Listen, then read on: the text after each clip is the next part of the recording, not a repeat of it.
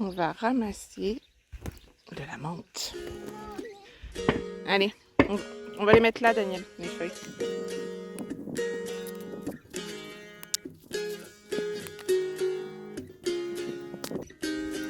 Pas mal? Ouais. Ouais, ça te va? Tu voudrais qu'on en prenne encore? Viens, on va de l'autre côté, peut-être qu'il y en a aussi de l'autre côté. Mais normalement, ça suffit pour ce qu'on veut faire. Et ensuite, on va compter. Et il en faut... Qu'est-ce que c'est, cette bébête? Oh, c'est un bébé escargot.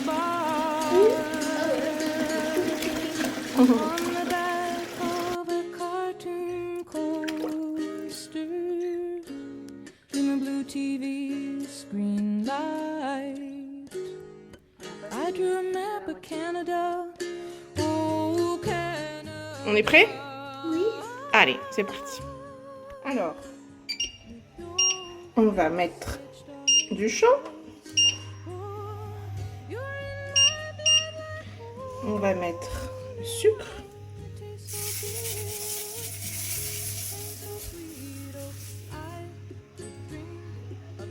Alors, c'est 600 g de sucre et 60 centilitres d'eau.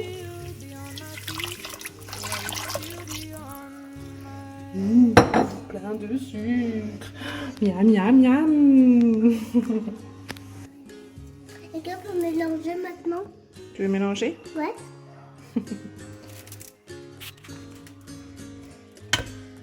C'est dur à faire. Alors attends, il faut bien mélanger le sucre avec. Attends, là je fais. Et après je te redonne.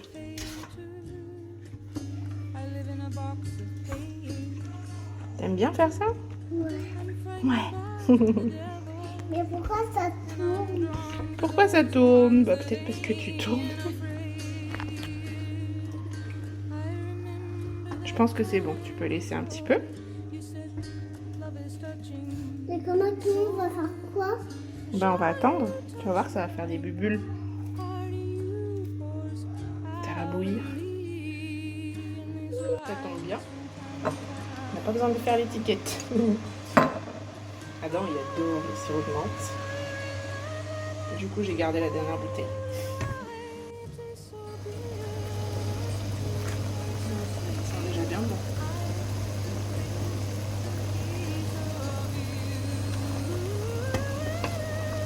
Là, on va baisser.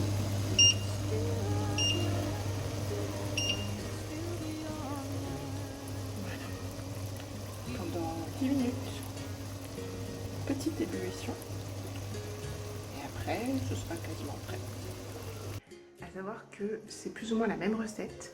Je ne sais pas si vous vous souvenez sur Instagram que je vous avais mis l'été dernier pour le sirop de thym et le sirop de romarin. Et pour le sirop de lavande, alors ça je ne vous l'avais pas fait, mais en fait c'est la même base qu'on peut faire avec toutes les plantes. Donc par exemple là on a planté, on commence à avoir un beau massif de verveine citronnée. Je vais faire un sirop aussi. On peut faire avec la lavande, on peut faire avec la rose et quasiment avec toutes les plantes que vous voulez. Petite précision, je vais refaire du sirop de thym cette année et normalement en assez grosse quantité parce que j'ai trouvé un fournisseur de thym et de romarin bio en pas mal de quantité. Bref, c'est un petit troc que j'ai mis en place. Et donc je vais en refaire pas mal je pense cet été. Et le sirop de thym de l'été dernier, pour vous dire, il me reste encore quelques bouteilles et qui sont toujours aussi bonnes. On le met sur du fromage de chèvre frais, un pain un peu croustillant, genre crouton, petit fromage de chèvre frais et un filet de sirop de thym dessus. C'est trop bon. C'est vraiment très bon. Donc voilà, tout ça pour vous dire qu'en gros, cette recette de sirop de plantes, vous pouvez l'appliquer pour toutes les plantes que vous voulez. Voilà, verveine, romarin, thym, lavande, rose. J'ai pas trop testé d'autres choses que ça, mais voilà, si ça peut vous rendre service. Sinon, pour les nouvelles du jour, aujourd'hui on a été récupérer à la mairie notre composteur. Donc ça je suis trop contente. On a failli en acheter un nous. Et en fait la mairie, donc sachez-le, mais normalement toutes les mairies le proposent. Les mairies peuvent vous fournir un composteur. Donc là, on a, pour vous donner un ordre d'idée, donc c'est payant, mais c'est vraiment rien du tout quoi. On a payé 8 € pour un composteur de 300 litres, voilà. Et c'est fourni avec la charmante petite poubelle qu'on met dans la cuisine pour pouvoir mettre tous les déchets alimentaires, les épluchures, etc. Donc voilà, ça on est très contents. Et parce qu'on l'attendait vraiment. Et maintenant il nous reste à mettre le récupérateur d'eau sur la gouttière et on sera au point. Et là actuellement mon mari est en train d'installer dans le jardin alors ça c'est un peu particulier, mais ici en Dordogne en fait, dans pas toutes les communes, mais en tout cas là où on est, on peut avoir un accès direct à l'eau de la rivière. Donc c'est une association, donc on cotise à l'association en fait, et donc on pose un compteur, etc. Ben, c'est à nous de le faire, donc là c'est mon mari qui le fait. Et ça va nous permettre d'avoir directement l'eau de la Dordogne. Donc on va payer bien évidemment, mais vraiment à un coût, pareil, hein, c'est ridicule.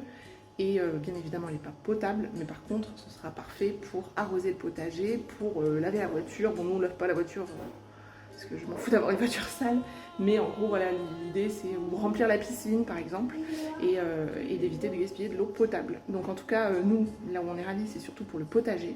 Donc voilà, donc là il est en train de l'installer, normalement dès ce soir on pourra l'avoir, mais comme là ils annoncent des orages, on va pas arroser ce soir, on attend de voir un petit peu. Il fait d'ailleurs très lourd et je suis un peu moite parce que ils annoncent pas des orages, mais en même temps vu la chaleur qu'il a fait. Voilà. Et sinon aujourd'hui qu'est-ce qu'on a fait?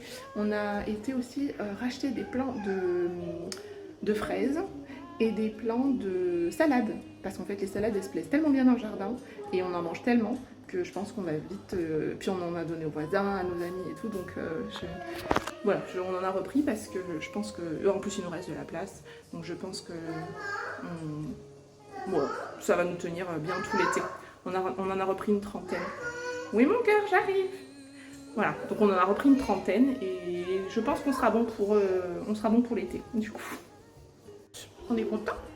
On est quand même bien content même parce qu'au final notre but c'était de mieux manger, de mieux consommer, tout ça, donc on y arrive petit à petit. Bien évidemment tout n'est pas parfait. Par exemple cette machine à café, j'ai hâte qu'elle dégage, qu'elle vibre. Je ne supporte plus parce que déjà elle est grosse, les capsules coûtent cher et puis alors bon on l'a pas payé, on nous l'a donné donc forcément je vais pas me plaindre. Mais vous savez c'est ces machines à café avec des dosettes comme ça. Le plastique, donc je supporte plus, ça m'énerve. C'est à chaque café, moi je bois beaucoup de café donc ça me dérange fortement. Donc je sais qu'il existe tout un tas de solutions où on peut faire ses dosettes, etc. Comme ça on en consomme moins, mais en vrai on veut juste une machine à café où on met du café dedans et ça fait du café et plus des cafés individuels. Donc voilà, donc ça c'est la prochaine étape par exemple. Mais sinon dans notre volonté de mieux consommer, de mieux vivre, de mieux manger, on a aussi, et alors les portes, on a aussi complètement éliminé de notre vie le micro-ondes, et ça depuis notre déménagement. On n'a pas utilisé de micro-ondes, en fait on n'a pas repris de micro-ondes, tout simplement parce qu'on s'était rendu compte que notre micro-ondes était abîmé. Et on a décidé que c'était le bon moment pour ne plus utiliser de micro-ondes, parce que ça faisait un moment finalement qu'on savait que c'était pas très bon, hein, c'est même pas du tout bon. Donc le savoir c'est une chose, mais ensuite, alors c'est très bête ce que je vais dire, mais quand on enlève quelque chose de nos habitudes quotidiennes, on se sent perdu. Et là en fait on s'est dit, vu qu'on allait dans une nouvelle maison avec une nouvelle cuisine, on s'est dit bah là on va reprendre des nouvelles habitudes, et donc c'est le moment ou jamais. Et ben mine de rien, on fait pas forcément plus de gaspillage, parce que tout le monde me dit ah ouais mais du coup comment tu fais pour réchauffer, etc. Bon, on réchauffe à la casserole, on fait peut-être un peu plus de vaisselle, mais on empoisonne moins notre nourriture, donc ça vaut le coup quoi. Voilà pour la petite nouvelle du jour, sans vouloir être dans l'écologie à tout prix, c'est pas du tout le but, mais pourquoi pas faire si on peut faire. Voilà, et au final c'est un bon retour puisque c'est pour notre santé.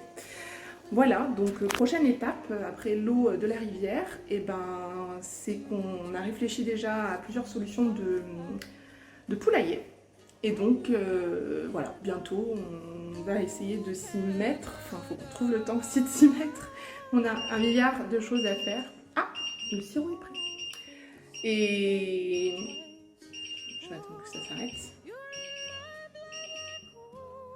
C'est bon. Oui, on a un milliard de choses à faire, mais bon, on essaie de faire les choses étape par étape. Donc là, on a fait potager, les potagers c'est bon, ils fonctionnent super maintenant, et là, dès que je vais replanter les achats du jour, après c'est bon. Mais qu'est-ce que j'allais dire?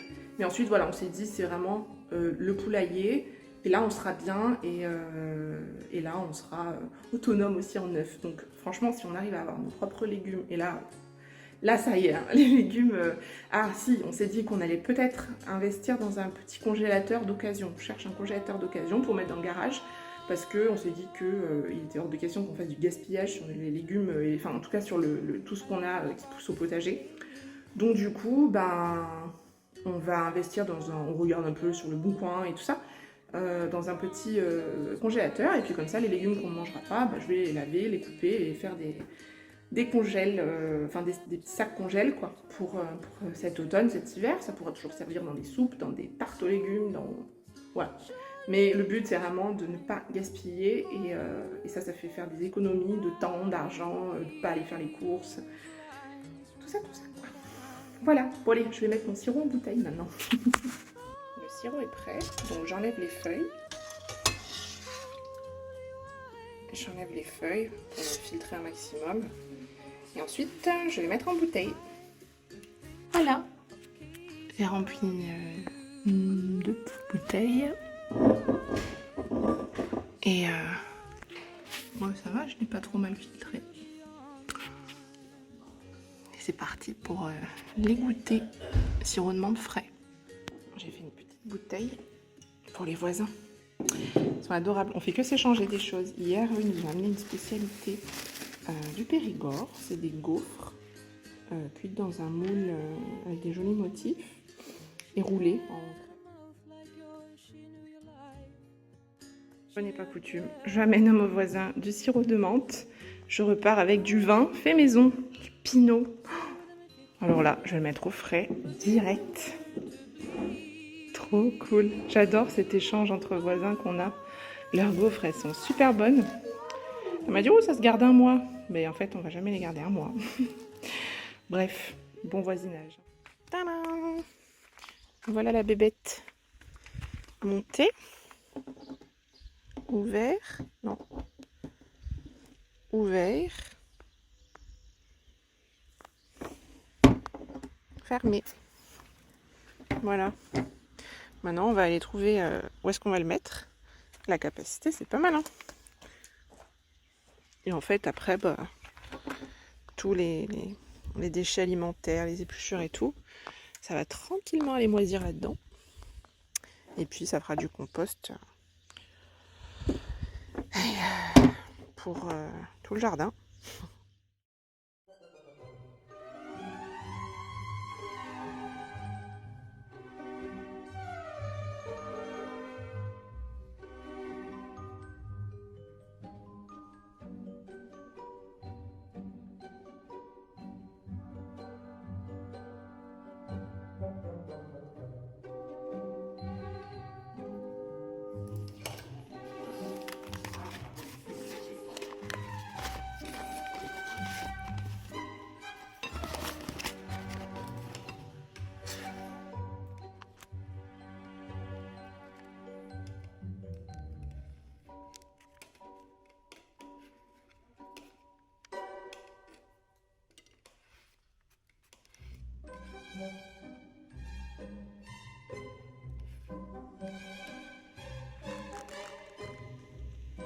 L'assiette du marché.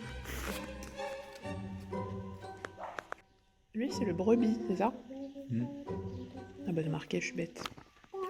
On se régale.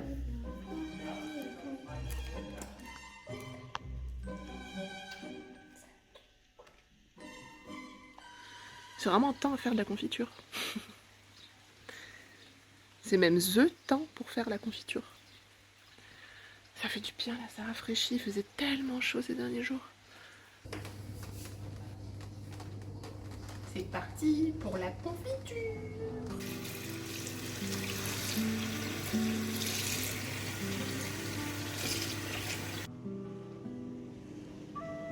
J'ai fait 2 barquettes, il me reste tout ça.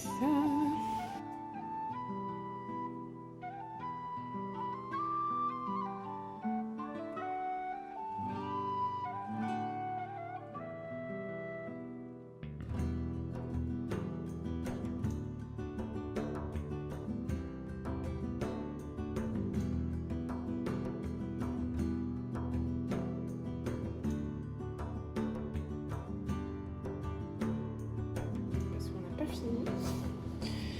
Et on continue. Mais bon, ça vaut le coup quand même. C'est abusé parce que ici, et les fraises dites à confiture, elles sont quand même super belles quoi. C'est pas forcément les fraises abîmées, enfin certaines un petit peu, mais vraiment, je sais pas. Bref, c'est assez, enfin c'est des très beaux produits quoi. Et le parfum, juste le temps de rentrer du marché, il y avait la cagette dans le coffre, toute la voiture sentait la fraise. C'est, je sais pas, j'adore. Vraiment la fraise, c'est sacré en confiture.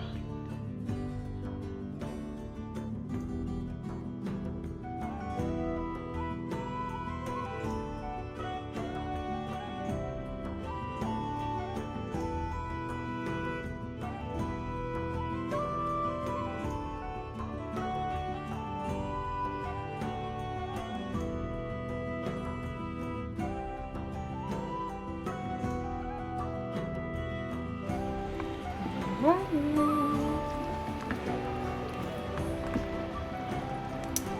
On porte à ébullition. Et ensuite, dès que ça fait la petite mousse blanche là, on réduit, on va laisser mijoter un tout petit peu. Et voilà, moi j'aime bien quand il y a des morceaux dans la confiture. Bon là pour l'instant c'est plus de la compotée. Mais vous allez voir, ça va devenir la bonne confiture. Je suis contente.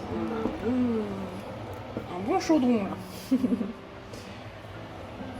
Ça prend un petit peu de temps, c'est sûr. C'est quand même plus chouette que d'aller en acheter.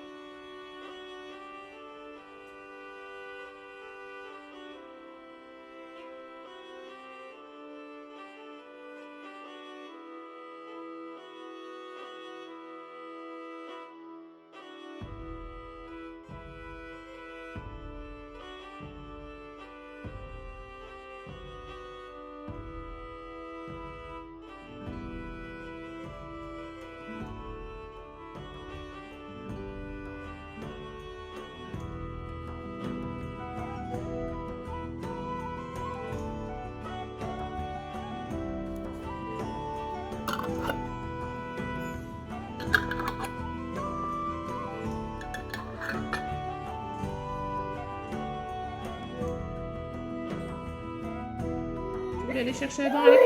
Oui, avec papa. Mais il me dit non. Il te dit non. Oh, mais parce que papa il est en retard pour aller chercher Adam. Du coup, il va plus vite. Parce que toi, il faut t'attacher dans ton siège. Et puis en plus, tu t'échappes, tu cours dans la voiture. Tu fais des bêtises. Papa. Mon bono, toi t'es sage, toi, dans la voiture? Oui. Mais peut faire goûter. Tu veux faire le goûter? Oui. D'accord, ça va? Tu te mouches bien dans mes cheveux, là? On fait le goûter? Oui. T'es plus triste, ça va? Oui. Tu me fais un sourire? Non. Non? Alors je vais devoir te manger le bout du nez. Ah non, il y a du caca dessus. Dégoûtant. Ah! Tu fais un sourire alors. Arrête.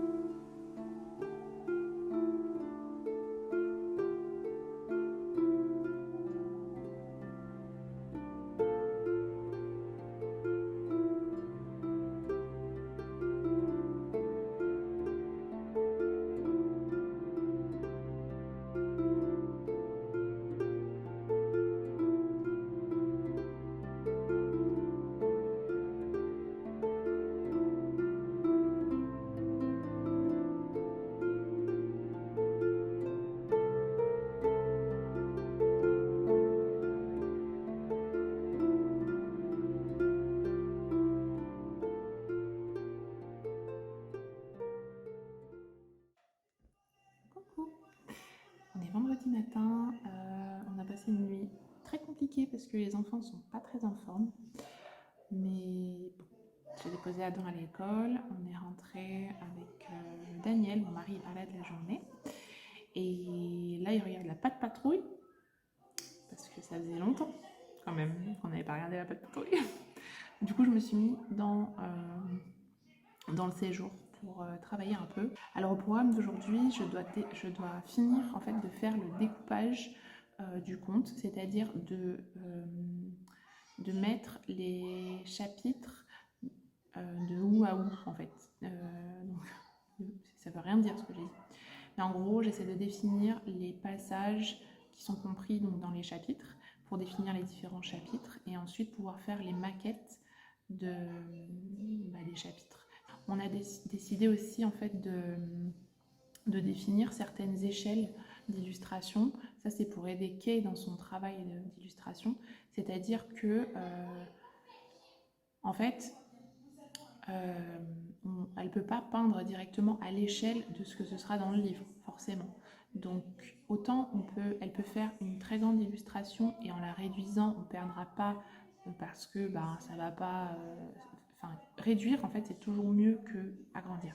Si elle peint une petite pièce qu'on veut ensuite mettre, je ne sais pas moi, en pleine page, là, ça va foirer l'illustration et ça ne lui rendra pas service. C'est le bazar.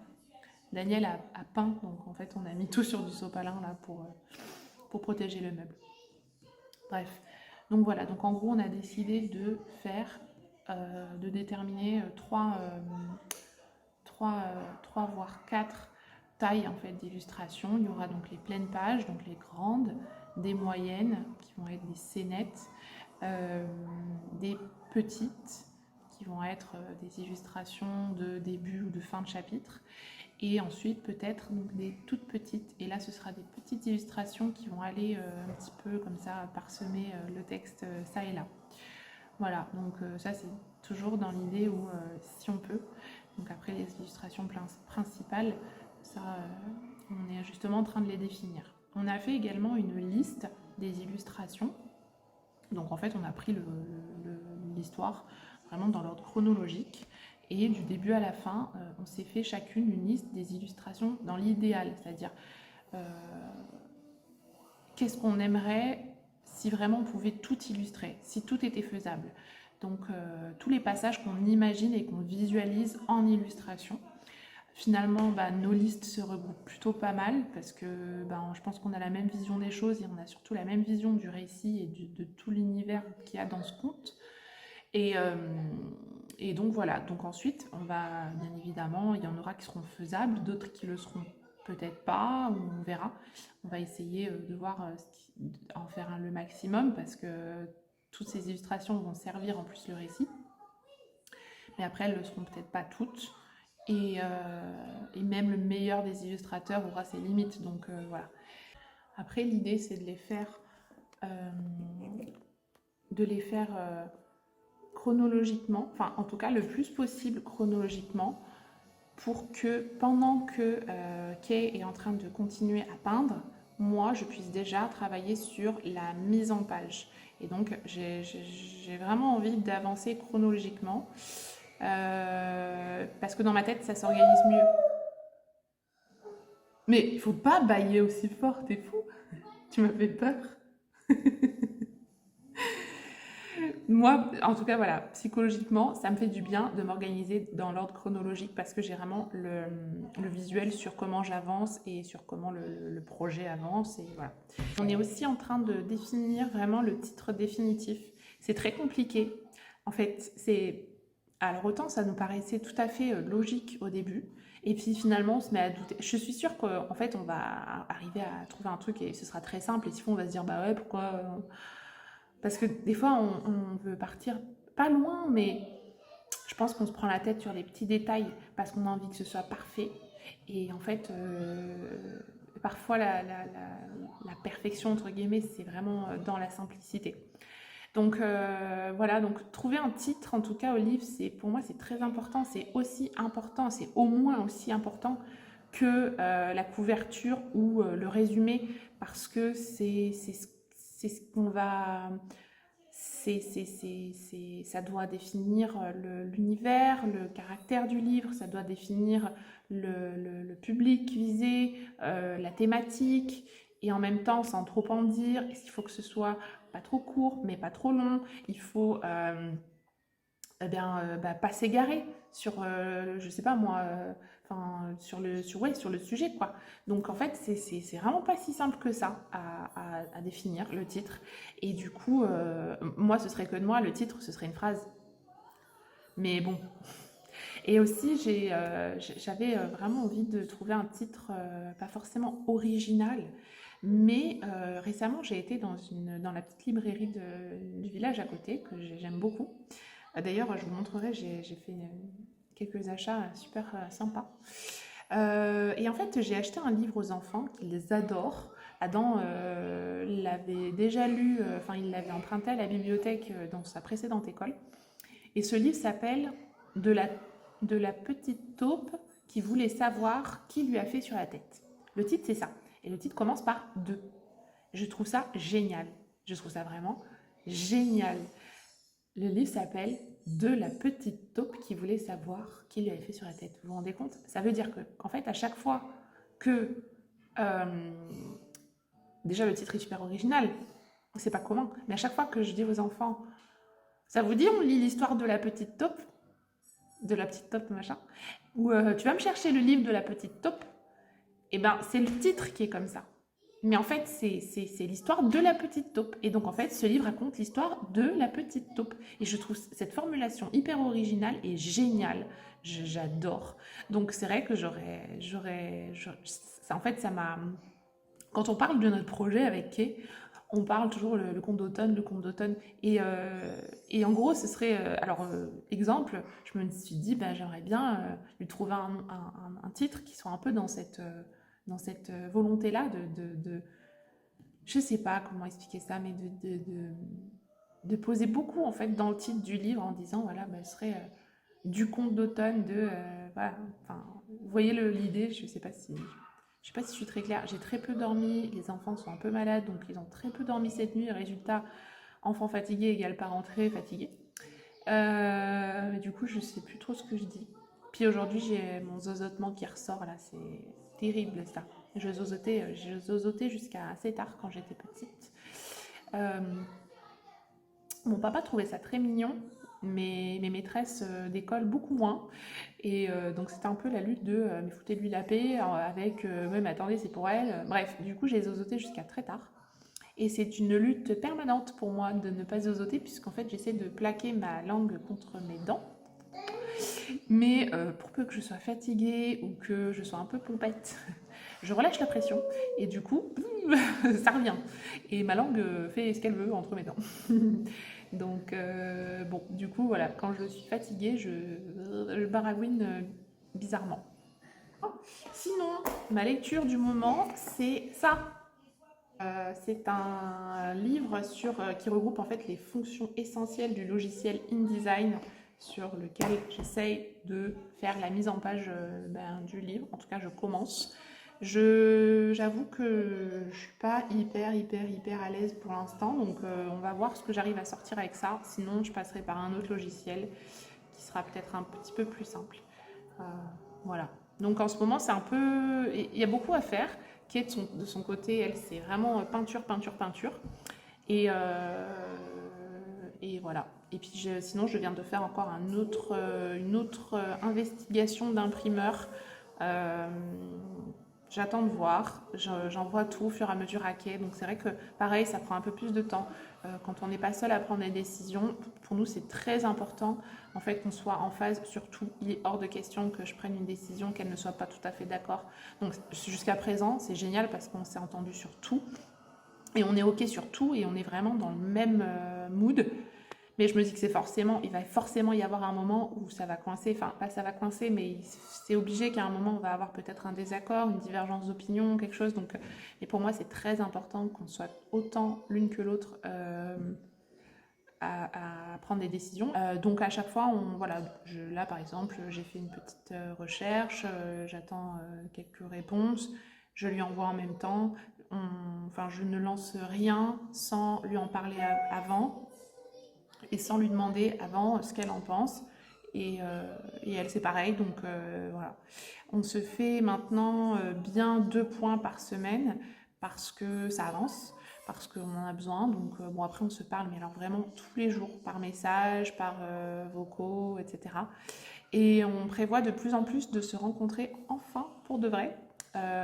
Faut savoir qu'on ne s'est jamais vu, ça fait plus d'1 an qu'on se connaît avec Kay et qu'on échange, mais vraiment quasi quotidiennement. En tout cas, depuis le My Better Fall, je crois qu'on se parle tous les jours. En sachant que le My Better Fall, quand on l'a lancé, nous, on l'a préparé pendant des semaines et des semaines avant.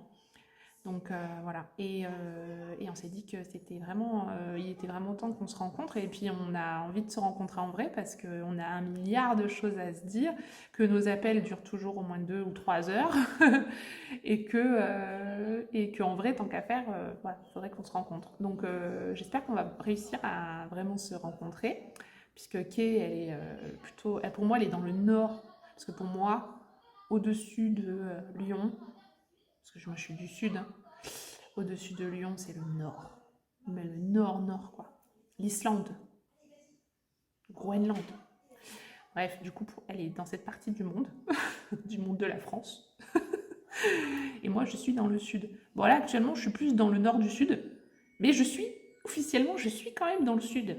Je suis dans le sud-ouest. Ça fait un grand changement d'ailleurs pour moi de me dire que géographiquement, je suis dans le sud-ouest et plus dans le sud-est. Mais je suis dans le sud, voilà. Donc je suis peut-être dans le nord du sud, mais je suis dans le sud. Et ça, c'est important. Je vais m'y remettre, je vais retourner travailler, parce que du coup, là, je m'égare.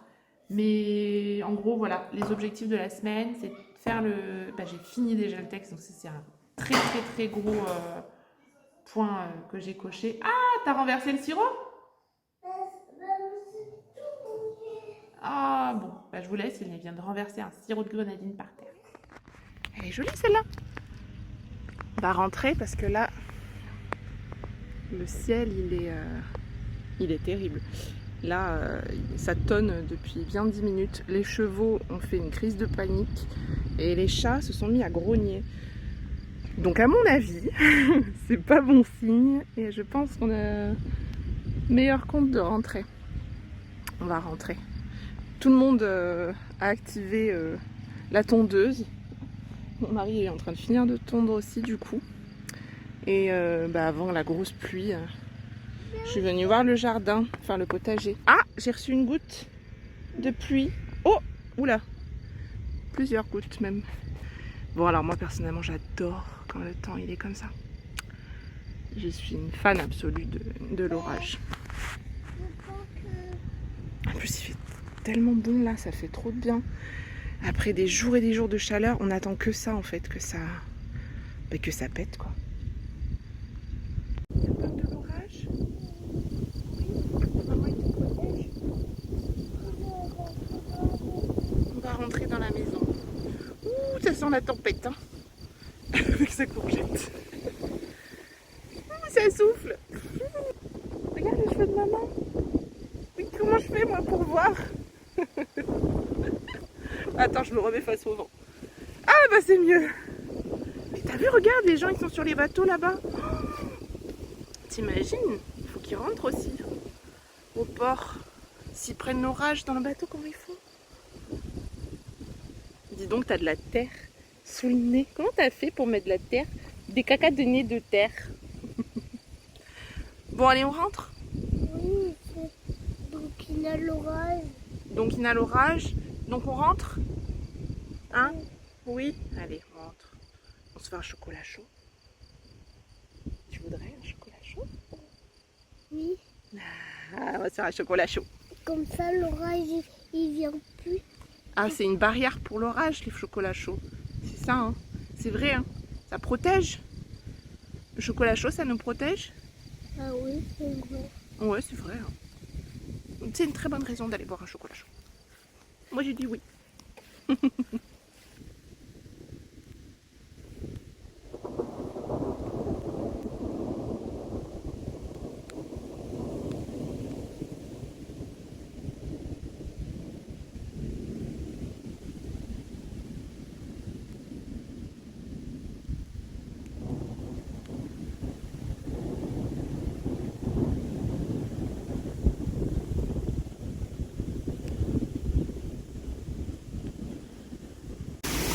Mon Dieu, ce qui tombe.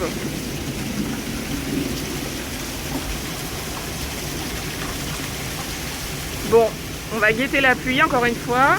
Ah, je suis trempée. Pour l'inondation, je vais aller mettre des baskets. Bah, faudrait pas que ça pleuve trop longtemps comme ça. Daniel, tu rentres? Malheur. Oh, mais attends, mais elle est déjà à moitié pleine.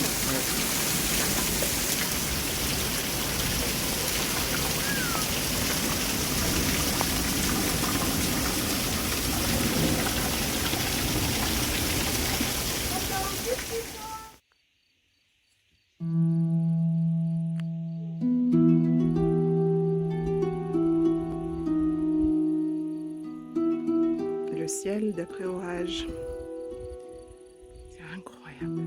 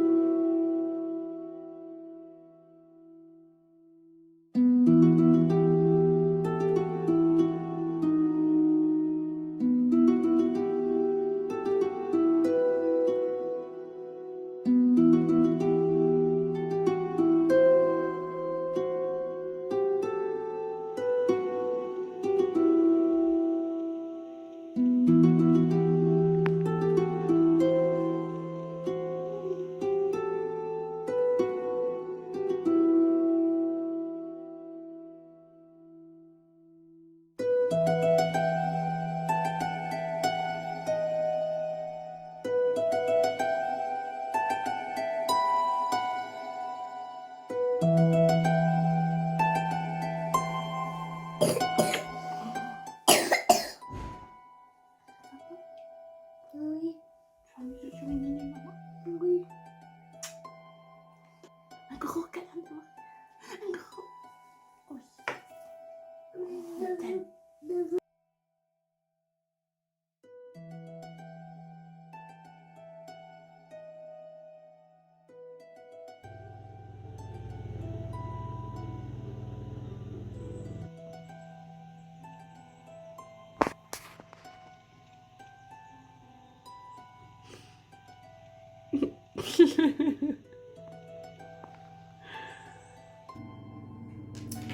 Alors je sais pas si ça va être très intéressant de vous montrer et de vous parler de ce que je fais en ce moment, mais bon, c'est nécessaire en tout cas. En fait, quand j'ai écrit le texte, j'ai écrit tout, d'affilée, quoi, sur un seul et même fichier. Et pourtant, il y a des chapitres dans le livre. Et en fait, je suis en train de faire des fichiers à part pour chaque chapitre. Comme ça, je pourrais par la suite traiter chaque chapitre à part dans la mise en page et y mettre enfin, créer un dossier en fait pour chaque chapitre avec dedans tout ce qui va aller dans ce chapitre. C'est-à-dire, là pour l'instant, je m'occupe du texte, mais ensuite toutes les illustrations. Et puis, je me fais une sorte de fiche, de schéma avec les spécificités pour chaque chapitre, s'il y en a. Il y a en moyenne, je crois que c'est ça. Pour chaque chapitre, normalement, il y aura une grande illustration ou une double page. En fait, la double page, ce ne sera pas une pleine double page, ce sera une illustration normalement dans ce qu'on aimerait faire, qui devrait courir, donc un genre de bandeau qui devrait courir sur 2 pages. Et donc en fait, je fais des dossiers dans lesquels je mets le texte du chapitre, ensuite les illustrations qui vont aller dans ce chapitre, et donc une fiche que je fais avec les spécificités justement de ces illustrations, combien il y en a, à quel endroit elles sont, etc. Comme ça, moi après pour la mise en page, je pourrais aller travailler vraiment chapitre par chapitre, et ensuite il faudra que j'assemble tout et voilà quoi, et puis ça fera le livre. Voilà. Donc c'est pas une étape hyper passionnante, mais vu que je suis malade et que je suis pas je suis pas au top de ma forme, ça me demande pas trop de réflexion non plus, donc voilà, ça va. Sinon, ça fait plusieurs jours que je m'arrache les cheveux, mais vraiment, là vraiment, je me prends la tête sur le logiciel de mise en page du livre. En fait, c'est compliqué parce que c'est un logiciel que j'ai découvert récemment.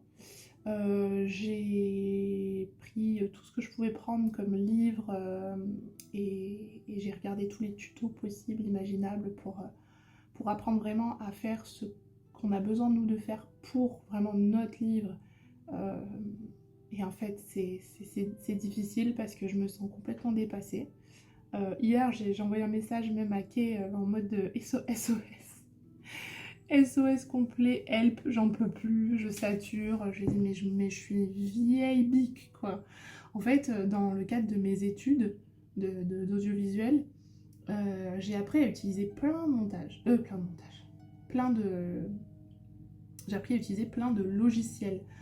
Donc, par exemple, Photoshop pour la retouche de photos, ou des logiciels de montage audio, de montage vidéo, etc., etc.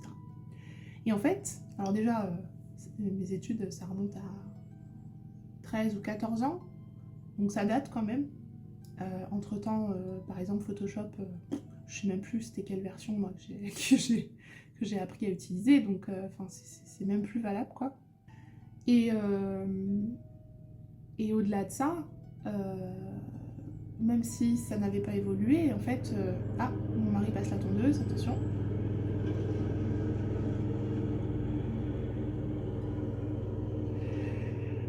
Au-delà de ça, en fait, je pense que c'est comme tout, en fait, hein, quand on pratique pas, on perd la main, quoi. Et là, pour le coup, c'est un logiciel que je ne connaissais pas forcément. Alors, il y a beaucoup de fonctionnalités qui reviennent par rapport à, justement, à ce que je sais faire. Mais là, j'ai l'impression de patauger dans la semoule, mais sévère. Je me sens vraiment dépassée. Mais je pense que le fait que je sois un peu malade, ça joue. J'espère que je vais vite prendre le pli, hein, mais en fait, voilà, dans ces moments-là, en général, j'ai deux réactions possibles. C'est soit j'abandonne complètement et je dis allez, c'est bon, j'en ai marre, j'arrête. Soit je m'acharne et je me foire et je teste et je me refoire et je reteste et machin, et jusqu'à ce que je sois vraiment au point. Et là, j'essaye de m'acharner, enfin vraiment j'essaye, et je me rends compte que je décroche très très vite. Déjà, j'ai tellement mal à la tête là que j'ai une capacité de concentration vraiment limitée. En plus de ça, c'est bête, hein, mais je veux dire, je suis quand même maman, donc je ne suis pas dédiée que à ça tout le temps, donc ma concentration n'est pas dédiée que à ça tout le temps, puisque il faut aussi s'occuper des enfants, avoir les horaires de l'école, des contraintes du petit. Je peux pas faire comme s'il n'était pas là. Mon mari s'en occupe beaucoup, mais salut la mouche. Mais il a aussi du travail de son côté, donc voilà. Enfin, c'est des contraintes normales, c'est la vie de tous les jours, c'est tout à fait normal, mais c'est vrai que des fois je me dis j'aimerais bien peut-être me prendre une semaine où je ne fais que ça, où j'ai pas à m'occuper de la maison, du ménage, de faire les repas, ou des courses, ou... Du coup, tout ça pour dire qu'en fait, j'ai un peu de mal à me concentrer, mais bon, ça va me passer. Des fois, là, il y a des tâches qui me rebutent un peu, et puis je me dis, bon, faut le faire, et puis il n'y a personne qui va le faire à ta place, donc vas-y, quoi. Et en vrai, c'est ça. Contrairement à ce qu'on pourrait penser, même si on est deux, je pense que autant Kay que moi, on a vraiment ce truc en tête de se dire, de toute façon, il n'y a personne qui va le faire à ta place, donc fais-le. Et voilà. De toute façon... écrire un livre, c'est une chose. Écrire un livre illustré, c'est encore autre chose. Et alors s'auto-éditer, mais c'est un délire, quoi. C'est vraiment un délire. Pendant mes études de cinéma, j'ai appris que derrière un film, il y avait des centaines de métiers différents. Bah, vous le voyez juste dans les génériques de films.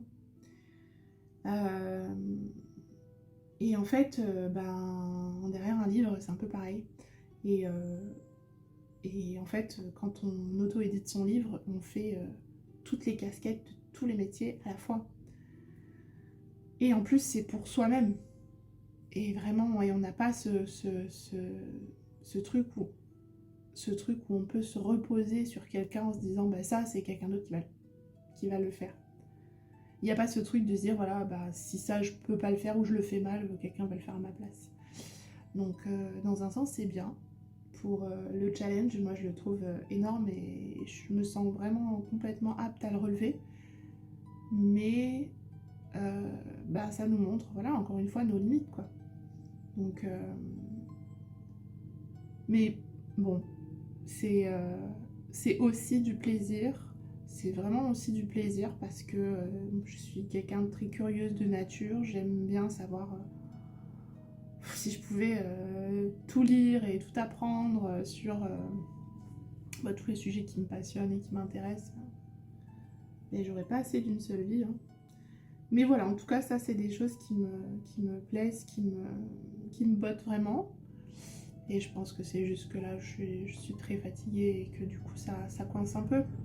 Mais ça va passer et ça va aller mieux. Voilà. Mais c'est vrai que ces derniers jours, c'était pas la grande forme et c'était pas joyeux à faire.